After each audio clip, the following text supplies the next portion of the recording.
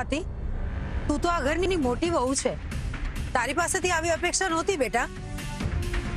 રૂપાને બધાની સામે લાવતા પહેલા તે આ ઘરના સન્માનનું પણ ન વિચાર્યું? પણ હું એક પણ શબ્દ ના બોલીશ તું.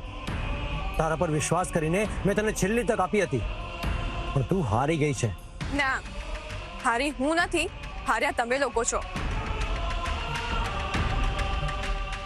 હકીકત આંખની સામે હોવા છતાં તમે જોવા જ નથી માંગતા. આટલા બધા ઊભા કરેલા ખોટા પુરાવા જોઈને તમે લોકો પોતે જ છેતરાઈ રહ્યા છો.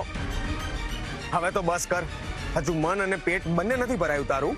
એ તો જ્યાં સુધી તમારી હકીકત બધાની સામે નહીં આવે ને ત્યાં સુધી નહીં ભરાય. જો આ લોકોએ મારો ફોન ના લીધો હોત ને અને મને ઘરની બહાર નીકળવાની ના પાડી હોત ને તો હું ગમે તેમ કરીને તમને પકડી લે. રાહુલની વાત મૂક ને, તું તારી બહેનની વાત કર. એ મંડપમાંથી કેમ ભાગી ગઈ હતી? હું માનું છું કે એની ભૂલ છે, પણ એને એકલી નથી કર્યું. એની સાથે બીજા એક માણસે પણ આ કર્મ કર્યું છે. અને તમે પણ તમારા ઘરના છોકરાને એક પણ સવાલ કર્યા વગર એની બધી જ વાત માની લીધી.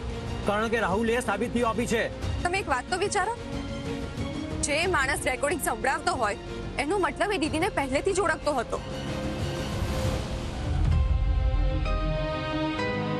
જો રાહુલભાઈ સાચા જ હતા તો એમણે આ રેકોર્ડિંગ તમને લગ્ન પહેલા જ સંભળાવીને ચેતવ્યા કેમ નહીં? કારણ કે આ બધું જ એમણે જાણી જોઈને કર્યું છે સિદ્ધાર્થ પાટીદાર, જેથી એ તમને અને આ પરિવારને રસ્તે લાવી શકે. સ્વાતિ, તારું આ વધારે થઈ રહ્યું છે. વધારે નહીં, સાચું થઈ રહ્યું છે રાહુલભાઈ. તમને ખબર જ હતી કે જો તમારી આ રમત પકડાશે ને તો આખા દોષનો ટોપલો તમે મારી દીદીના માથે ફોડીને તમે નિર્દોષ છૂટી જશો. સિદ્ધાર્થ, તમે જ વિચારો ને, જો મારી દીદી સ્વાર્થી હોત કે લોભી હોત તો આ ઘરના માલિકને સિદ્ધાર્થને છોડીને રાહુલભાઈ જોડે શું કામ જાય?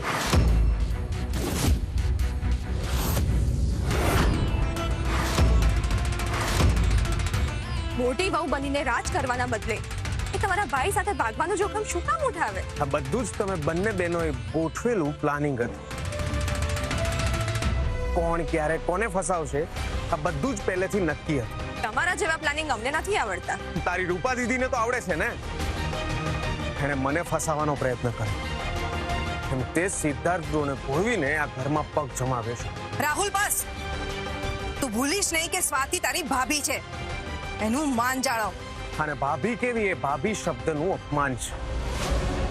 આ તો બળજબરીની વહુ બનીને બેઠી છે. રાહુલ, બસ હવે બહુ થાય છે. સોરી, પણ સ્વાતિ એક શરત લગાવી હતી. જો એ હારશે તો આ ઘર છોડીને જતી રહેશે. તો સ્વાતિ, તું આ શબ્દો પર રહેવાની છે કે એ પણ નહીં માન? મેં સિદ્ધાર્થને જે વચન આપ્યું છે એ હું ચોક્કસ નિભાવીશ.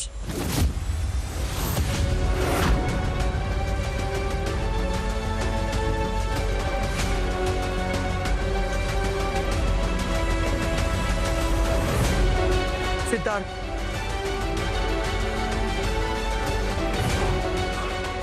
વિની, ચાલ. તાન્યા, વિની, હવે તો મારો રાહુલ નિર્દોષ સાબિત થઈ ગયો છે, બધું પતી ગયું છે. તો હવે આપણે સગાઈની વિધિને આગળ વધારીએ? ના મીનાક્ષી, આટલી બધી વાતો અને આક્ષેપો સાંભળ્યા પછી મારે કોઈ જોખમ નથી લેવું.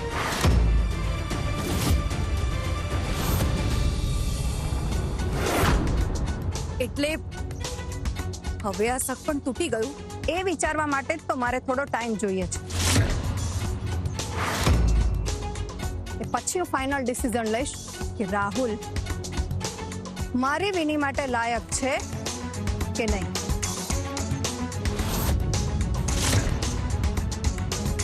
ચાલ વિની.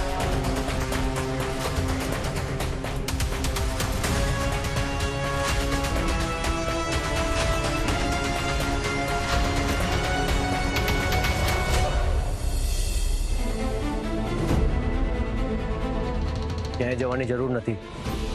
અત્યારે તું આ ઘર છોડીને નહીં જાય. હું ચોક્કસ જઈશ, કારણ કે આપેલા વચનમાંથી ફરી જવાની મને આદત નથી.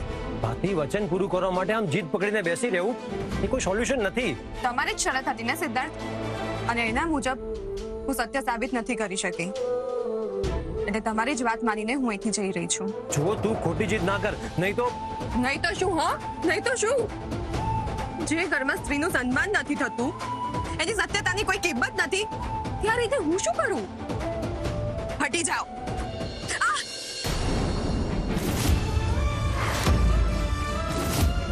એમ સો સોરી સ્વાતિ, મેં જાણી જોઈને નથી કર્યું, ભૂલથી થઈ ગયું છે. આટલી હદનો ગુસ્સો કે સામેવાળાને શારીરિક નુકસાન પહોંચાડવાનું? ટ્રસ્ટ મી ઓન ધીસ, મેં જાણી જોઈને નથી કર્યું, ભૂલથી થયું છે. મને કોઈ જ આઈડિયા નહોતો કે હું તારો હાથ પકડવા જઈશ અને તારી બંગડી તૂટી જશે.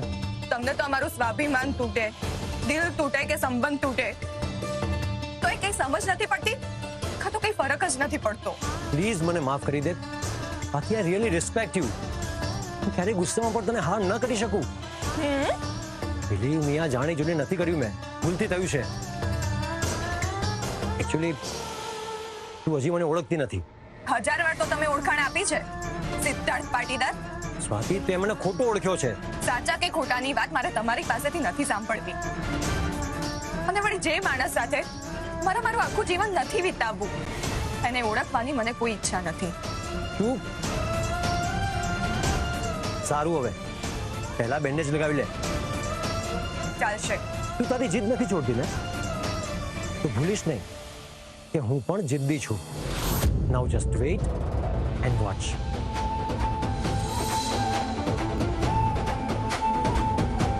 બેસ. મેં ના કહ્યું ને? મેં પણ કહ્યું ને, બેસ.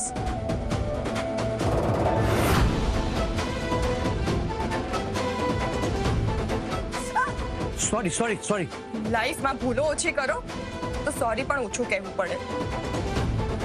પ્લીઝ.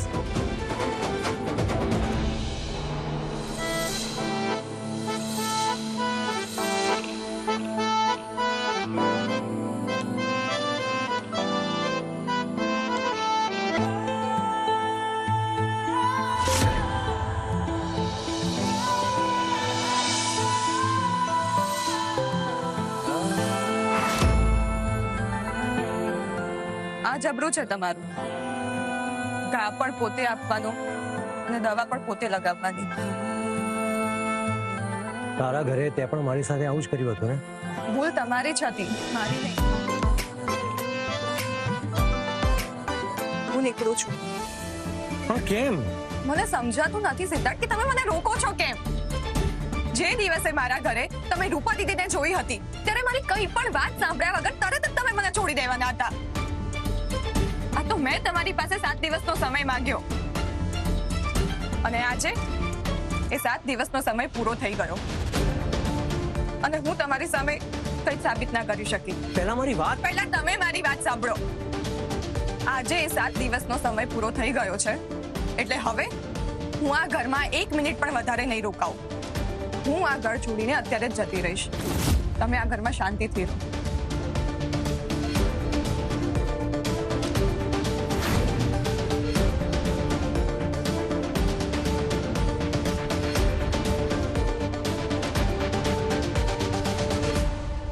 છોકરીના જીવનમાં તો શાંતિ જેવું કઈ લાગતું જ નથી. જ્યારે જુઓ ત્યારે બધાને રાહ જોડાવતી હોય છે. આટલી બધી વાર લગાડવાની હોય, બરાબર તો ક્યાં ના રાહ જોવે છે. અરે વંદના, ક્યાં સુધી ઘરના ખૂણે સંતાઈને બેસી રહીશ? રહેવા દો, કોઈ બહાર નથી આવવાનું. મને ખબર છે ફરી મોટો કાંડ થયો છે. લક્ષણ તો એવા જ લાગે છે, નહીં તો અત્યાર સુધી ક્યારની બહાર આવી ગઈ હોત. વંદના, દરવાજો ખોલને બોલ કે તું શું કરે છે અંદર. ને રૂપા તૈયાર થઈ કે નહીં હજી? અરે સંજય, હજુ પણ સમય છે. રૂપા તારા ઘરમાં શોભે એવી નથી. બસ હિતેશ, એક શબ્દ પણ હવે વધારે બોલ્યો છે ને તો મારાથી ખરાબ કોઈ નહીં હોય. અરે ભલા માણસ, હું તો તારું ભલું ઈચ્છું છું. વંદના, તને સંભળાય છે કે નહીં? અરે છોકરીને લઈને બહાર તો આવ વંદના. વંદના, હવે તું જવાબ નહીં આપે તો હું દરવાજો તોડી નાખીશ.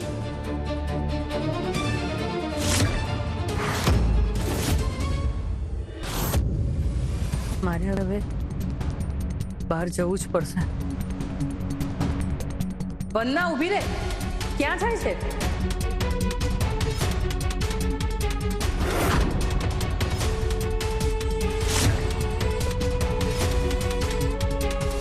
શું છે? કેમ રોકે છે તું મને? તું બહાર જાય છે તો ખરી, પણ બહાર જઈને બધાને શું જવાબ આપીશ? શું કહીશ બધાને? રૂપા ફરી ભાગી ગઈ.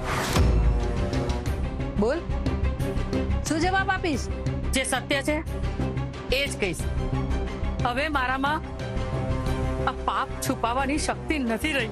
તારું મગજ ઠેકાણે છે કે નહીં? મહેમાનોની હાજરીમાં તું પરિવારની આબરૂના ધજાગરા કરીશ? આબરૂ તો ત્યારે જ ધૂળમાં મળી ગઈ હતી જ્યારે મેં પાટીદાર પરિવાર સાથે જુઠ્ઠાણાના પાયા પર આ માંડવો નાખ્યો હતો.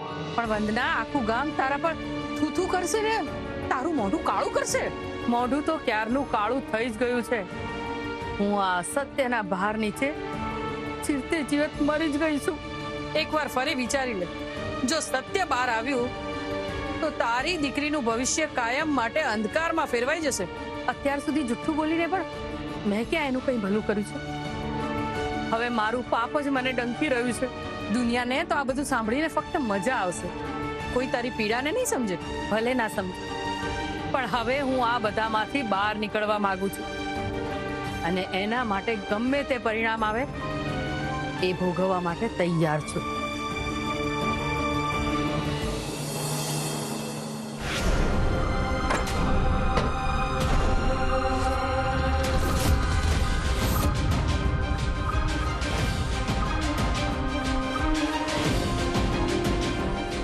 આટલી વાર સુધી દરવાજો બંધ કરીને અંદર શું કરી રહી હતી? અને તારું મોઢું કેમ નાનું થઈ ગયું છે? રૂપા ક્યાં છે? વંદના, કંઈક તો બોલ.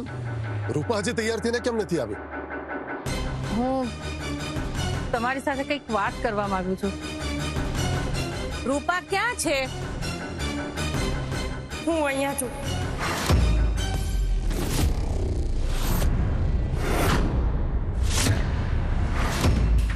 તું તો ઘરની અંદર હતી, તો બહારથી ક્યાંથી આવી? મને તો પહેલાથી જ દાળમાં કંઈક કાળું લાગતું હતું. તું ફરી પાછી ક્યાંક જઈને આવી કે શું? લગ્નનું મુહૂર્ત તો રેતીની જેમ સરકી રહ્યું છે અને તું મંડપ છોડીને રજડવા ગઈ હતી. આ જે કંઈ પણ થયું છે એમાં વાંક માત્ર મારો જ છે. મને માફ કરજો. અને મારા માતા પિતાને કોઈ કંઈ જ ના કહેશો. ભૂલ મારી છે. તમારે જો સજા આપવી હોય તો મને આપો. પ્લીઝ મને માફ કરો.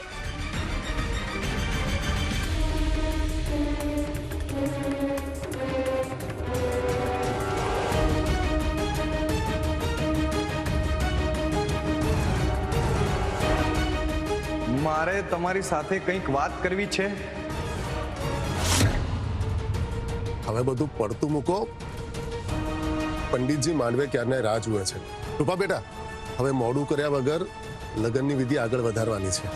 સાચી વાત છે. ચાલો ઉભા રહો.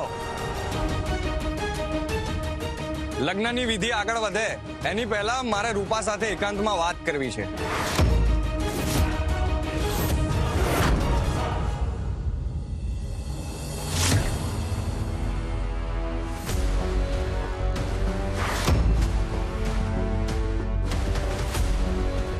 આ સામાન લઈને ક્યાં જાય છે બેટા? મારી સિદ્ધાર્થ સાથે શરત હતી અને એમાં હું હારી ગઈ છું. એટલે હાર્યા પછી પણ જો હું અહીં રહું તો હું ખોટી પડીશ. બેટા, તું તો ઘરની લક્ષ્મી છે અને ઘરની લક્ષ્મી આ રીતે ઘરનો ઉમરો ઓળંગે યોગ્ય તો નથી જ. અને સ્વાતિ, અત્યારે હું જ તને જવાની ના પાડું છું, તેમ છતાં તું સાંભળવા કે સમજવા માટે તૈયાર જ નથી. તમે ના પાડો છો એનો અર્થ એ નથી કે હું મારું આત્મસન્માન ગીરવે મૂકી દઉં.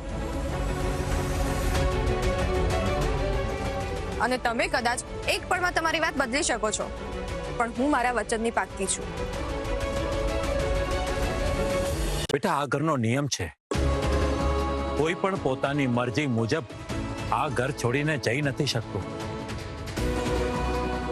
અને તને ખબર છે ને કે લગ્ન એ કોઈ રમત નથી, બે આત્માનું બંધન છે બેટા. હા દાદા. બેટા, પત્ની એ પતિનું અર્ધું અંગ છે, એની શ્રેષ્ઠ મિત્ર છે. ધર્મ, અર્થ, કામ આ ત્રણે પુરુષાર્થનું મૂળ એની પત્ની છે. અને સંસાર સાગરમાંથી મુક્તિ અપાવનાર પત્ની જ છે.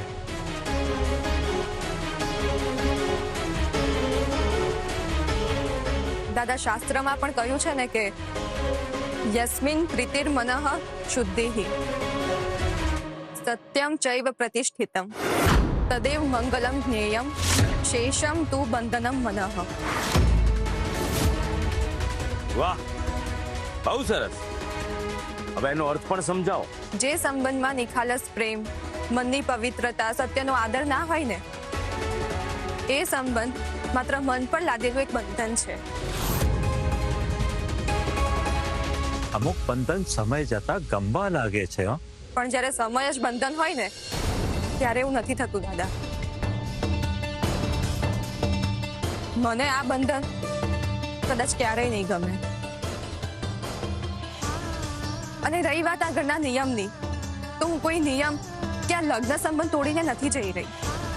તો મારા પિતાએ મને આખું જીવન લોકોને જોડતા શીખવાડ્યું છે, અને મારા પિતાએ આપેલા આ સંસ્કાર હું ક્યારેય નહીં ભૂલું. પત્ની તરીકેની મારી દરેક જવાબદારી હું ચોક્કસ નિભાવીશ. પણ અત્યારે મારે જવું પડશે.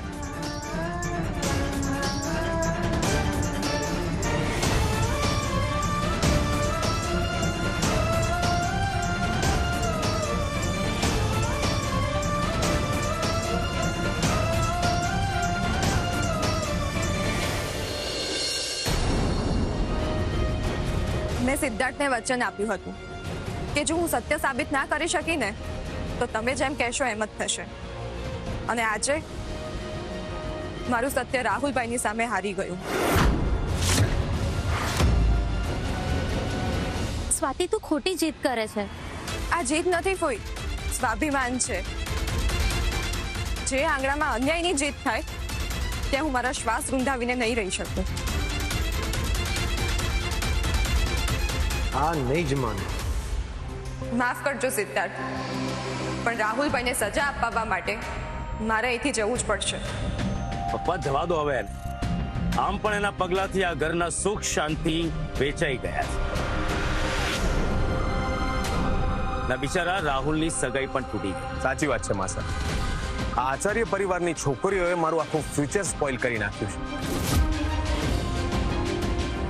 મારી મોમ આટલી સ્ટ્રોંગ હોવા છતાં એમની તબિયત બગડી ગઈ, એટલે એ રૂમમાં જતી રહી. જો તમે દીદી સાથે આવું કર્યું ના હોત ને, તો આ દિવસ આજે આવત જ નહીં. જોયું તમે લોકોએ? આ હજુ પણ મને કેટલું સંભળાવી રહી છે. સ્વાતિ, તું હજુ પણ મને ઓળખતી નથી. તમે હજુ સ્વાતિને ઓળખવામાં બહુ મોટી થાપ ખાઈ રહ્યા છો. ઓળખી લીધી છે મેં તને. એટલે જોયું ને, મારી સામે હારીને આ ઘર છોડીને જઈ રહી છે.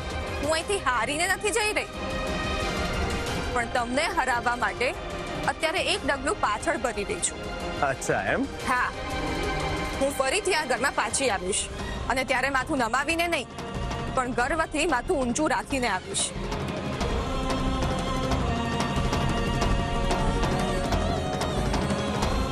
બેટા, તું તો આ ઘરની લક્ષ્મી છે. તું ઘર છોડીને જતી રહીશ તો આંગણું સાવ સોનું થઈ જશે બેટા. સ્વાતિ, જીદ ના કર. બસ.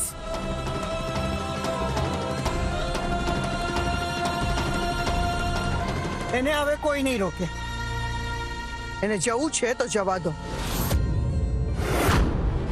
મોટા ભાભી, સ્વાતિ અત્યારે ઘરની બહાર જશે તો મીડિયાવાળા આ વાતને રાઈનો પર્વત બનાવશે. ઘરના બધા એને રોકી રહ્યા છે, છતાંય રોકાતી નથી. આટલું બધું અભિમાન? આમાં અભિમાનની વાત જ નથી. આ તો મારા આત્મસન્માન અને વચનની લાજ રાખવાની વાત છે. અને જો આજે હું મારી વાત પર અડગ ના રહી શકું ને, તો દુનિયાની નજરમાં તો ઠીક, પણ હું મારી પોતાની નજરમાં જ ભરી જઈશ.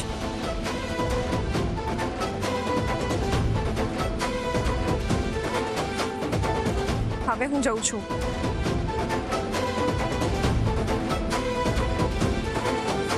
સ્વાતિ,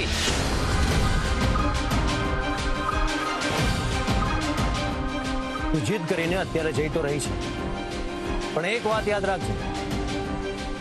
જો તું તારી વાત સાબિત ન કરી શકી તો કાયમ માટે આ ઘરના દરવાજા તારા માટે બંધ થઈ જશે. શરત મંજૂર છે. આ બધું જ હું યાદ રાખીશ.